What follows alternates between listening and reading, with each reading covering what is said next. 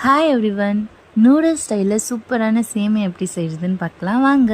இதுக்கு தேவையான பொருட்கள்: onion, egg, carrot, cabbage and capsicum.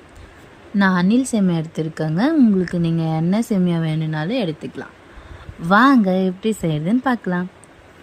கடாய் நல்லா காஞ்சதும் ஆயில் ஊற்றி தேவையான அளவு கடுகு சீரகம் போட்டு நல்லா பொரிச்சிக்கோங்க.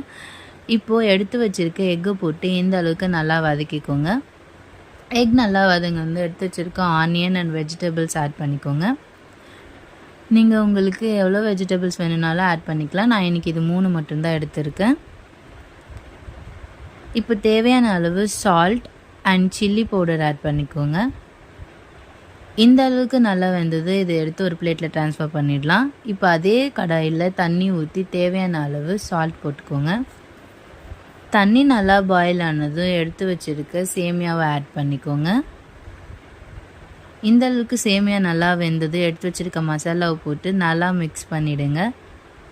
அவ்வளோதான், சூப்பரான நூடுல்ஸ் ஸ்டைல் சேமியா ரெடி. மறக்காமல் ட்ரை பண்ணிவிட்டு கமெண்ட் பண்ணுங்கள்.